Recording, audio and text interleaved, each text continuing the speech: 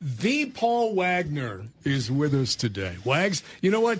It's amazing, Ian, now that we're into baseball season, Wags is in high demand. Yeah. I mean, Wags is in high demand. This little show, we get a small piece of Paul Wagner. I feel like we're in the middle of the rut right now, where it's like we're all over the place. All this high profile stuff with Zabe and with Drew and KB and Billy and we just this little thing on Saturday morning. So we're glad that you were able to squeeze us in today, my friend. How are you? No, I'm doing well, doing very well. Thank you very much. Hey, like we said, baseball season. We go from the rut in the fall to spring turkeys to me taking a little break with summer baseball. And then as soon as the baseball season is over, as it goes so fast, as summer does for everybody, we're right back into deer hunting season again. So, Tasker, you'll be ready to go. We'll be ready to go. We'll be ready to do something. I'll tell you that much. So I'm glad we've got the band back together because I need the help of you two guys. Okay. There's been something that bothers me every day this week as I travel up the corridor between Milwaukee and Madison on 94. And so when it's right between Oconomowoc and the Sullivan exit, okay? There's this cornfield that is kind of they haven't dug into it yet. It's going to be a cornfield. It has been the last couple of years. Every day when I drive home and I go past that field, there is probably a dozen or more turkeys that are living their best life. Oh, yeah. Of course. And every day, Wags, when I drive by that field, I say to myself, why can't someone help me with this problem? And I thought, wait a minute. I got two guys that are looking for an opportunity. So I gave you the field. I gave you the location. Can you help a brother out? I'll pull up Onyx and we'll get in touch with the landowner. Every day funny I go by, I see this. It's funny because right along from that stretch from the Dock Hounds, if you go the back way and start heading west, like if you jump on the freeway, like kind of at that Willow Glen or whatever it is, I don't know that there's a field that doesn't have birds in it. From the Dock Hound Stadium all the way in that whole stretch there. So they're Wags, everywhere. I mean, Wags, is that like a wildlife turkey protected zone or something in there? What's the deal? we were driving to Vortex a few weeks ago, and the fields were loaded with birds again. Both fields, there's two separate fields. But, as I see it now, and I was talking to, they always say that the farmer needs to, again, I've said this before, I've just heard this from farmers around me, that you have to get your crop in the ground by May 10th. May 10th is your deadline. So all of these fields around me have spun dirt, planted, and they're clean. The only places that have clover growing and some greens sparsely growing up are on my food plot. And I walked back there and I talked to Tasker.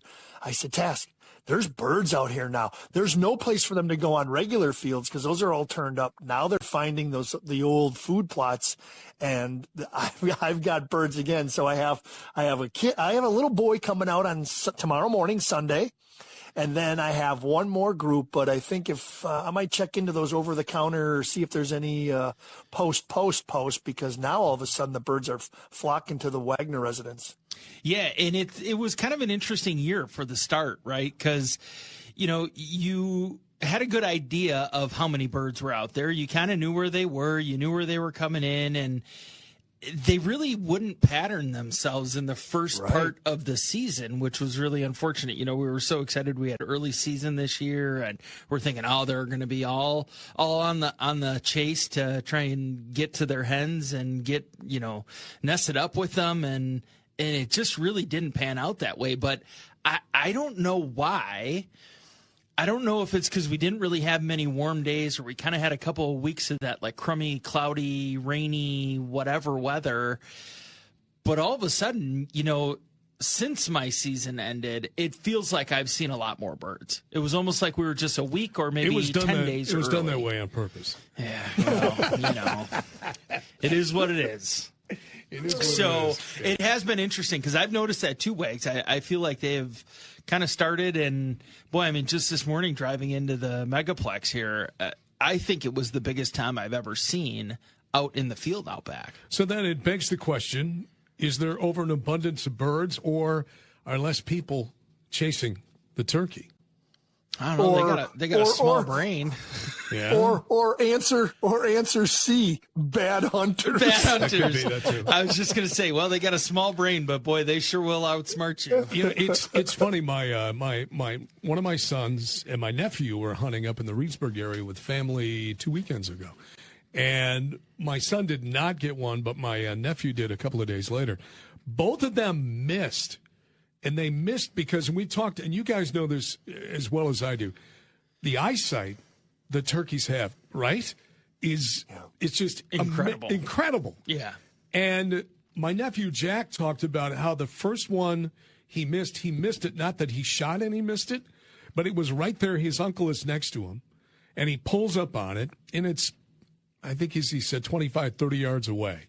Clean shot. Well within reach. And he had a like on my over under, the safety's on top. Mm-hmm. And so as he slid his thumb up to click the safety, the turkey saw it and took off. Wow. Yeah. And it's just, and if you've hunted these birds like we all have, that's not an uncommon story. Unfortunately, that's a common story, isn't it, Wags? Yeah. I mean, because of the fact that they can't smell, their other senses are so keen. And when we used to sit on the ground, you know, he'd laugh and he'd say, why do you put that little knee pad on? Because you want that gun in position to go, because the slightest movement will startle any bird. And when one bird moves, they all move. Yeah. There's not much hesitation when it comes to that. If one's going to react, they're all going to react. And it's just like deer in that sense. But, right. You know, deer use their other senses a little more. What I thought was really surprising is I couldn't believe that, you know, I have a camera that my mom gave me, like a nice Canon Rebel, an older one, so it's a little bit louder. I couldn't believe even just snapping pictures, I could have spooked deer. So I was very conscious about that, you know, just even that little shutter sound, which is not, I guess, necessarily a little shutter sound, but, you know, it's just a shutter sound of a camera that even alerted them that something was going on there. They're smart, man. They're smart.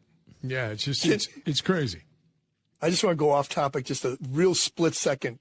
He says the Canon Rebel. So that old camera, I know. So here's my story. Well, there's new ones too. Okay. You know, there's new ones too. I'm in New York. You know who the spokesperson was for the Canon Rebels? Do you remember that? Did that used to be Agassi? Agassi. It was, yes. Yes, okay. Yes. So I have my surgery. My shoulder blows out down in New York, or down in Port St. Lucie. Right. They fly me up to New York. The surgeon up there is a man by the name of Dr. Alchek. Dr. Alchek is a shoulder specialist. And I get in there. Family comes to see me. They didn't really care. They wanted to go see Ellis Island, the Statue of Liberty. I'm in there. Good? You good?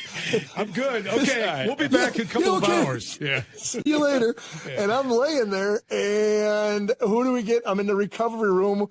There's two very heavily medicated individuals. There's one baseball player and one tennis player, Andre Agassi, and we're both there mumbling and stumbling our words for about 3 hours.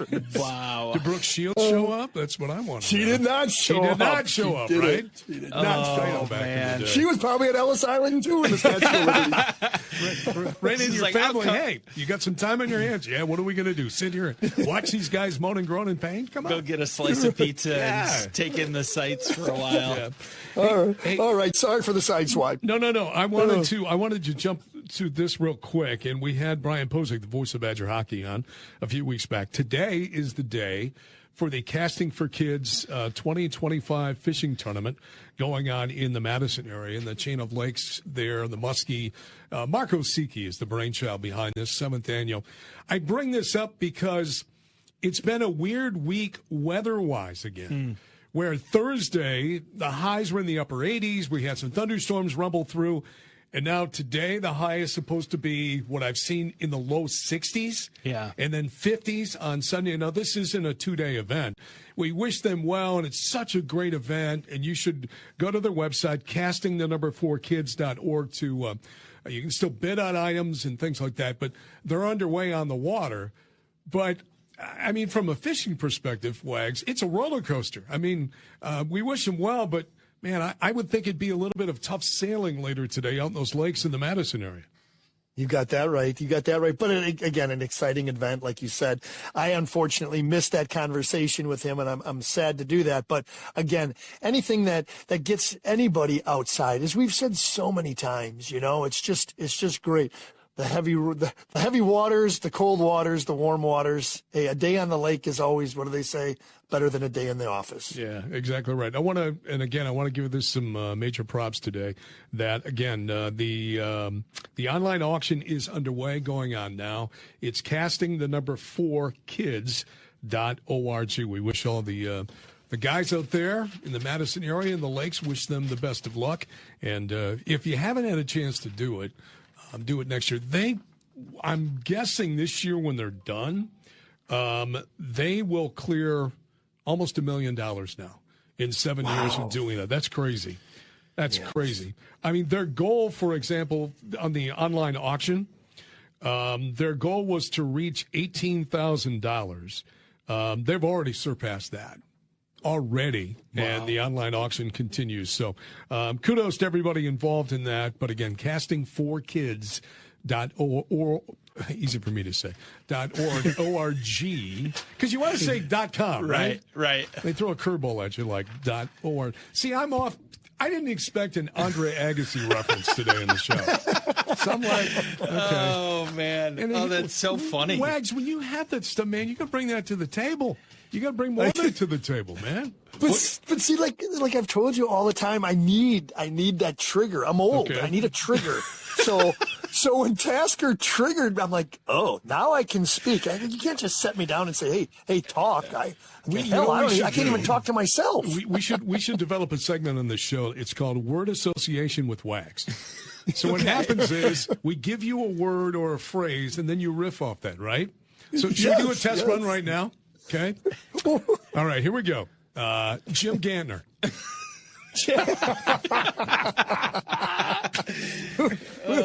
Yep. Okay. Our guest bartender for opening day. And man who talks with marbles in his mouth, and he knows it because I say it to him all the time. Fargo Moorhead, they are in town here in Oconomowoc. Here's when we were mentioning this during the break about Fargo Moorhead. I flash back to, do you guys remember the Continental Basketball Association, the CBA? Tasker has no idea. I've heard of the CBA, but... Okay, so back in the day, there was a minor league system before the G League called the CBA. Okay. Guys like George Karl, Phil Jackson, Flip Saunders, God rest his soul, all coached in this league. Okay, I know all those names. And I was a spry 20-something-year-old who covered this because there was a team in La Crosse, Wisconsin. Okay? The reason I bring that up is that Fargo Moorhead had a team. And so when you mentioned Fargo Moorhead, I flash back to that. That's why. Okay? There you go. Yeah. The more you know. Hey, one of our great sponsors on this program for the rest of the summer, as long as their season continues, is the Lake Country Dock House. Of course, Wags is on with them all the time during the week. It's a busy week. You had the home opener yesterday. Today, as you said, you're playing Fargo Moorhead. DockHounds.com is the website. Here's what I want to know. I don't want to know about the team. Well, I mean, the pitching coach we know is outstanding. I mean, they're losing their pitchers left and right. I wonder why. Here's what I want to talk about. Food. New food at the stadium. Quesadillas, loaded tots with buffalo chicken, bacon ranch, barbecued pork, and the all-new smoked brisket sandwich, and the always fan favorite, the loaded mac and cheese. Okay. Wags, I tell you what. What? I was going to say, how much involvement did you have in this? I tried to be a taste tester. I asked them if they wanted me to do that, coming into the season. And again, I think I got just pushed to the side. They said, no, we got people for that. But they gave you the wrong date. Yeah, they told me to show up. Hey, you can be a part of the 2027 menu. I go, okay. We're going to do the taste testing on Wednesday, and actually it was Tuesday. Okay, I got it. Oh, shoot. No, what a great, that the food selection is outstanding. And the smell and the around the ballpark is just crazy. You got laughter, you got noise, you got music, you've got good smelling food. Obviously there's beers and cocktails and tequila drinks and stuff like that. It's a really nice little atmosphere if you're between the Milwaukee and Madison area. And maybe if you're coming from Madison and you don't want to go all the way down to Milwaukee and spend the full time, it's well priced. You can come down, stay for a few 4 or 5 innings. And if you want to head back home, you can head back home. It's cheaper entertainment. It's good baseball. We are part of the MLB partnership, so you will see players in our league, like you just kind of forementioned a little bit, that are getting signed. We lost another pitcher to the Detroit Tiger organization, and we've lost guys to Seattle. We've lost guys to San Diego. So these kids have the ability to fulfill their dreams of becoming Major League Baseball players. And we have one. We have one Milwaukee Brewer, second-round pick named Joe Gray, who played up at the Timber Rattlers. And Joe is trying to figure out a little bit more, but a super uber talented player who will eventually get back into affiliated ball. But again, you'll see players with affiliations, and you'll see common things with the Milwaukee Brewers. So it's just a great entertainment venue. Real quick, before we let you go, folks listening in Madison say, well, we have that with the Madison Mallards. The Duck Pond and what Steve Schmidt and Fern Stenman and that team have done up there is legendary. But there's a difference when it comes to the on-field stuff between what they do there, because that's college kids.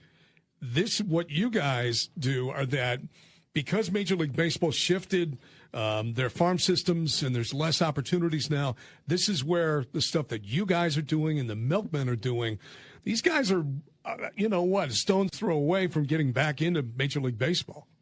Exactly right, and that's what you have to do.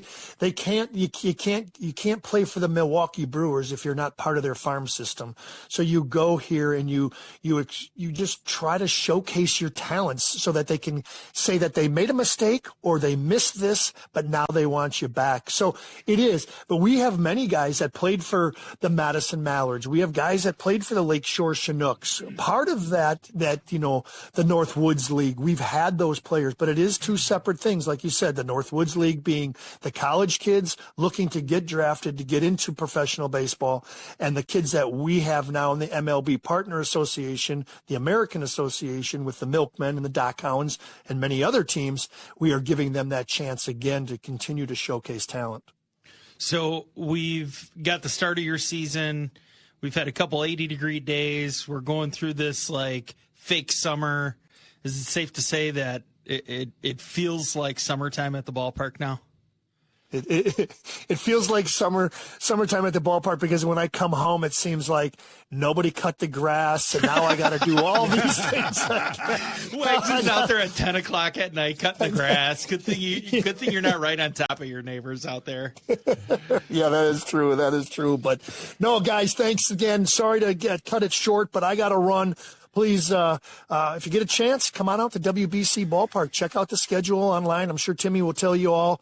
Love to see you. And if you get a chance, come down and say hello to me if we're winning. If we're losing, I'll talk to you next time. Hey, real quick, are you guys bringing back Wings with Wags?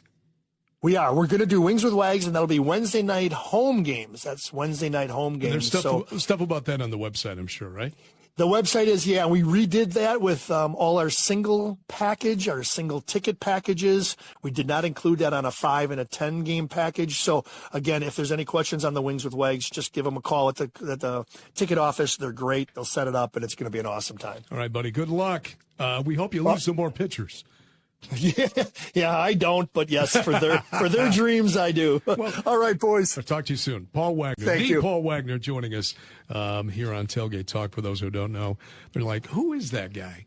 Well, Wags was a big league pitcher for, 6, 8, 7 years? Something like that. 6, 7, 8 years. He's got a Morgan Wallen song written about him. Exactly, yeah. So, and he's the pitching coach for the Lake Country Dockhounds. Check out their website at dockhounds.com.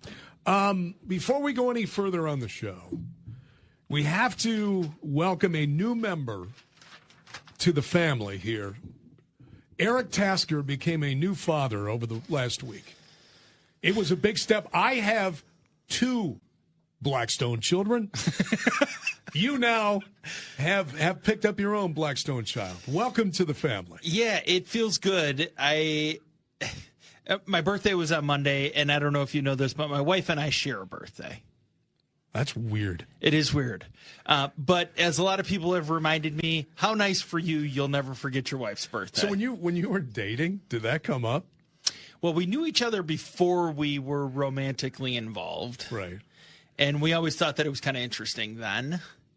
And then all of a sudden, That's like those people that you see that have the same last name. Yeah. So that when they get married, she doesn't have to change her last name because that was her last name. Yeah. So it's like, happy birthday.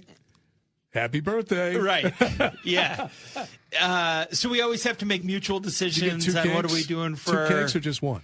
One or do you get cake. half and half? Yeah, usually one cake. So we always have to have the conversation. Okay, well, are we doing like a joint gift this year? Are we like going to go do something? Are we buying something? Right. Are we going to do an adventure? What are we going to do for our birthdays? Well, this year it was, we don't, Eric, we don't have to do birthday gifts this year, and it's like, okay, well, I'm never falling for that trick ever. Mm-hmm. I know how this goes. You're going to say, don't buy anything. Then you're going to buy me something and I'm going to not buy you something. And then it won't be good. So, Mother's Day on Sunday, we're exchanging gifts.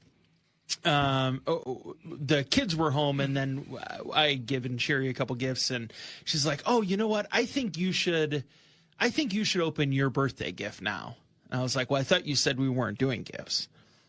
No, you got to come out to the car. We got to go out to the garage. And I'm thinking, I don't know what the hell this is, but maybe it's a new shotgun. I'm not really sure what it is. So okay. Fun. I was just going to say that. Honey, you shouldn't have. Yeah, so I open up the trunk, and there's a box the size of her trunk in there. And I'm thinking, I actually have no idea what this is.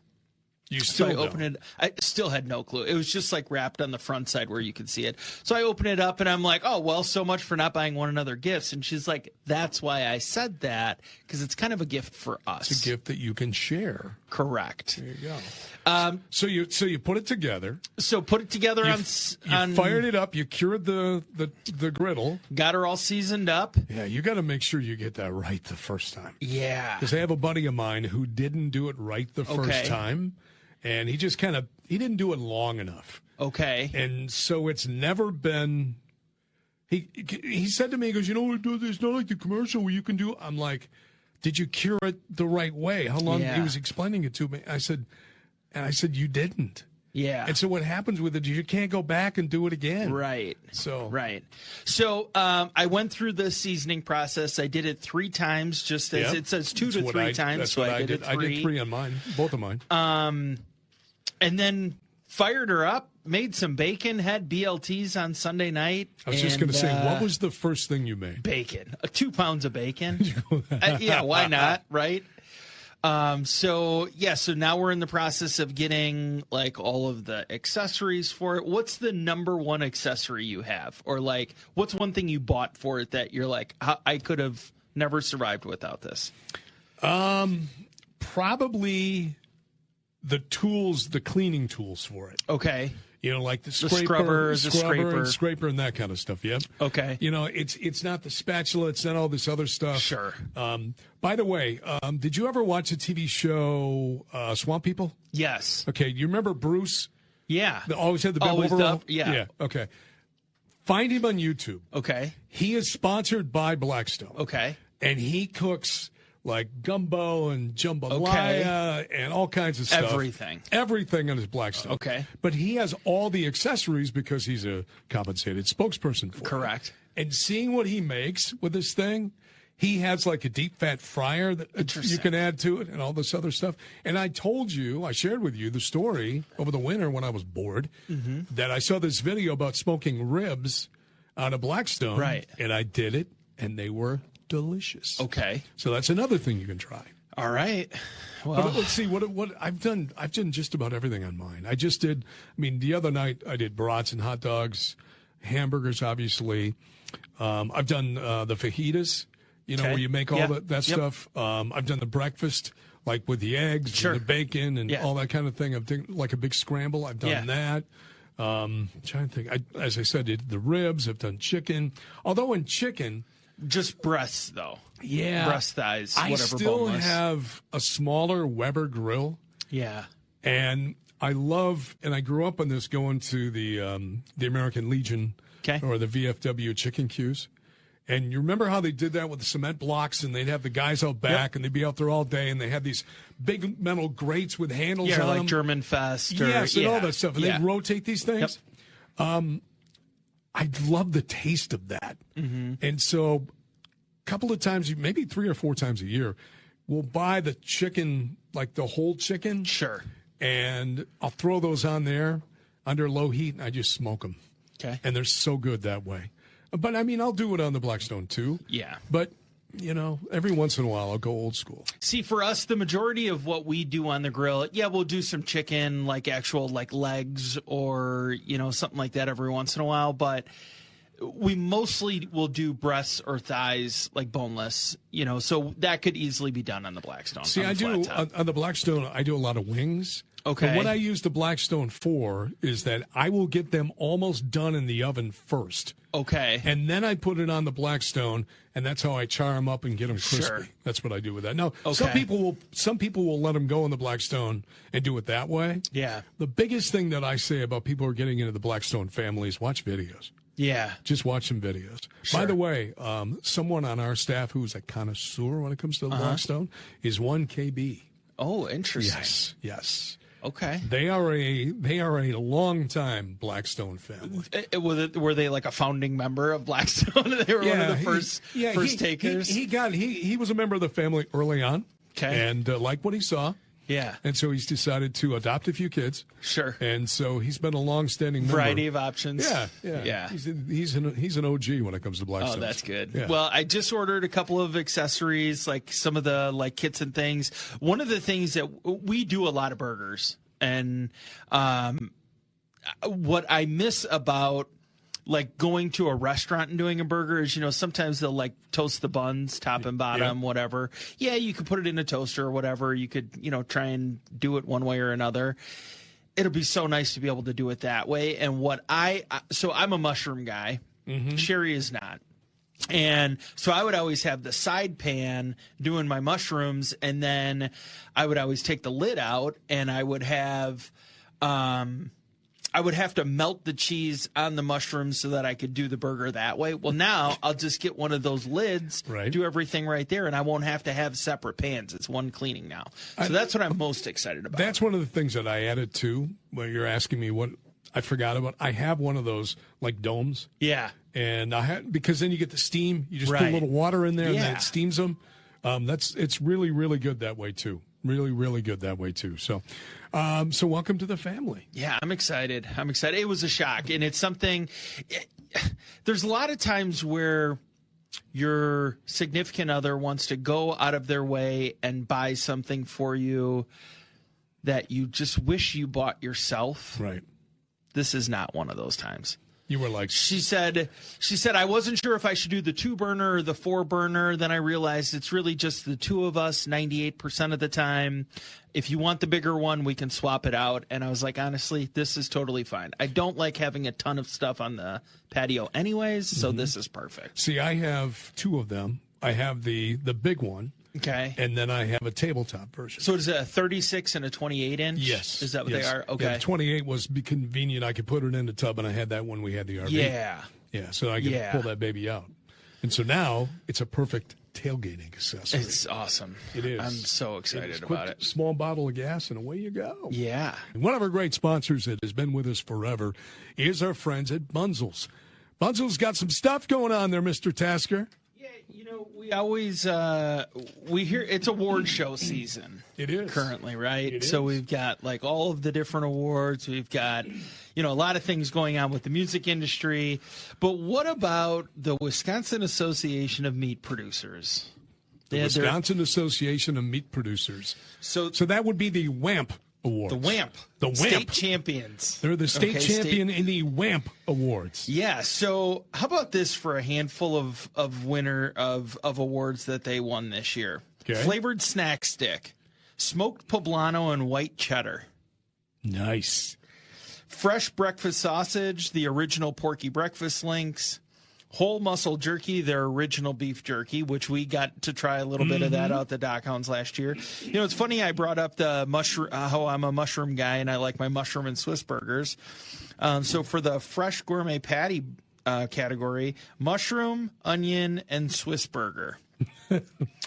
Fresh specialty poultry sausage, a butter garlic chicken brat, cured meat. They had a smoked pork loin, their Kessler Ripchen recipe, and then 2 more specialty meat entree, their rocket stuffed pork loin. Okay. And fresh traditional bratwurst category, the Bunzel's original bratwurst. So, you know, that's like 8 different things that are statewide award-winning specialties that you can get right at Bunzel's. Here's the thing when it comes to things like brats, right? My wife is frugal. Okay. That's the word that I've been told to use. Okay. I have another word that starts with C and ends with P, but if you know what I mean. But frugal, that's the word that she prefers. So we had some brats that were on sale.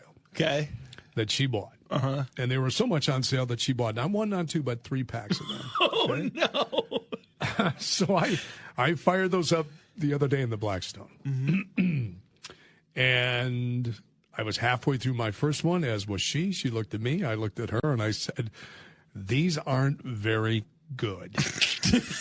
And she looked at me, and she goes, "Yeah, I guess because they were cheap." Oh. And I'm like, well, I guess we got what we paid for. Describing the brats. Right. So now, so here's the question I have, right? So you've paid for this, regardless of price. You paid for this, right? And they're cooked. Yeah. Do you just throw them away? Do you finish what you started? What do you do? Yeah, I think you got to dress them up. You got to. Oh, it's not like we ate them naked. Right. I mean, we weren't naked. I meant the brat. But you might have been, but that's your prerogative. Trust me, we weren't. Okay. Yeah, you almost need to, like, so if you do like a ketchup, mustard, you know, whatever your normal condiments are, maybe you need a sauerkraut or maybe you need something like that. So she went to look for sauerkraut. Okay. See, and I'm a Bavarian sauerkraut guy. Okay. I like the sweet stuff. Yeah. So without kraut, the way I roll usually, I can leave it or take ketchup. I'm just whatever. You know, some people they can't eat anything without ketchup or ranch on it. Yeah.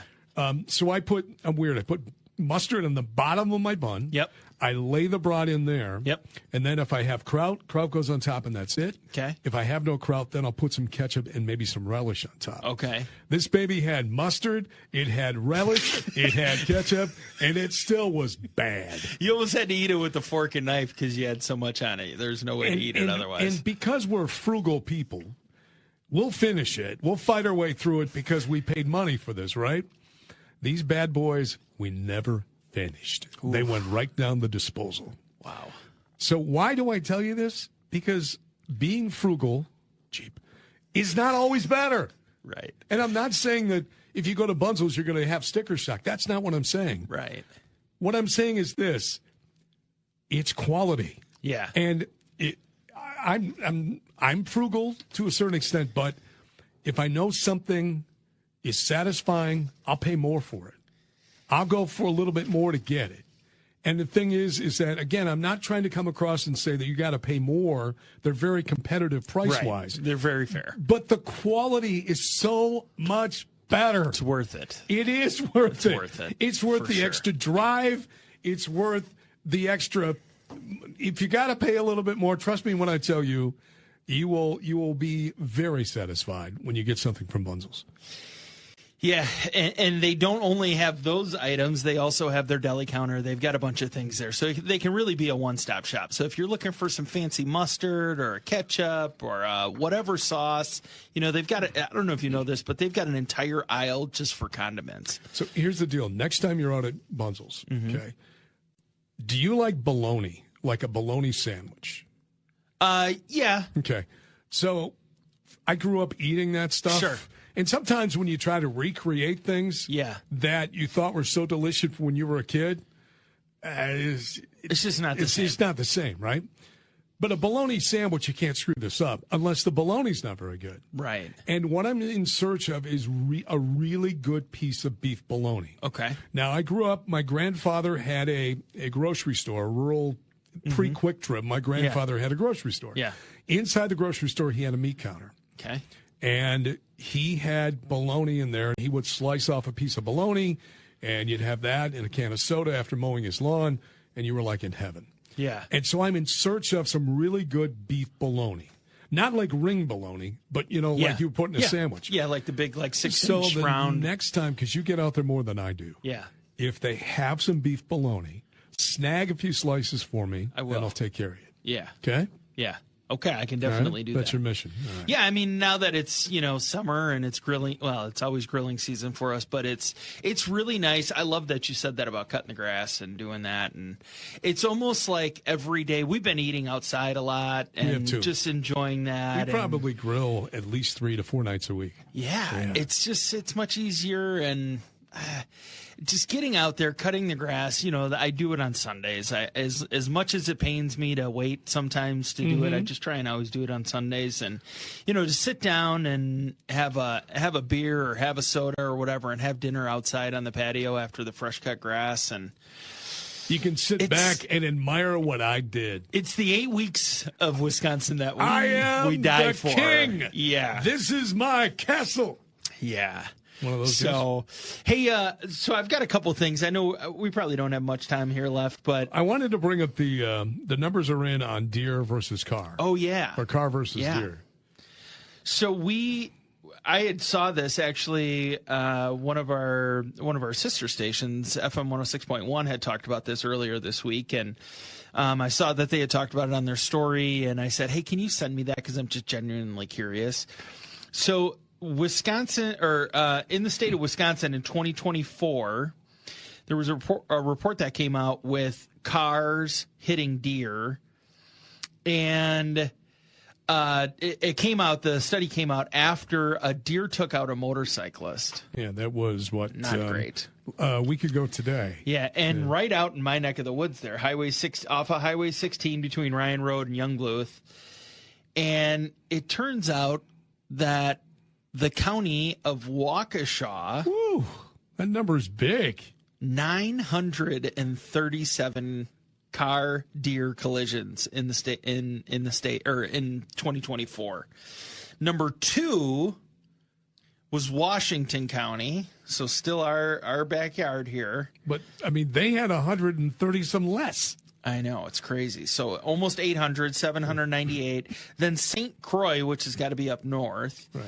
And then our friends in Madison, Dane County was number 4 with 770. So here's my thought on this. When I look at this, population makes a difference. It Meaning definitely that there's does. a lot more people there. Mm-hmm. I don't know if the deer populations are bigger there, but I think more cars, more susceptible to this. And then when you get up north, when you mention St. Croix County, it's just because there's a ton of deer up there. That's why. Yeah. Well, and I think a lot with that St. Croix up north, I always think about when we go up north for gun deer or bow season. Right. It's just so dark up there. Mm-hmm. You don't have all the street lights, you don't have all the lighting. I mean, yeah, you get your headlights, but they creep up pretty quick. So it doesn't surprise me that some of those are way up there. And I don't know. I am just praying, knock on wood, that I never have to worry about that. But if it ever happened, I had always said I was hoping it would happen. You have not with hit the a deer edge. before, correct? I've not, no. Oh, okay. Sherry totaled the car, though. Yeah, my wife had a very, very bad experience when she was in her 20s with a deer. Yeah. Not good. Yeah, no, it is not good. What is good is our sponsors of the Lake Country Dockhounds. As Wag said, they're in the midst of their home opener weekend. Check them out. Get your tickets at dockhounds.com. Bunzel's is there for us too, aren't they? Yep. Yeah. And everything that they have going on, you can find out right at their website, bunzels.com.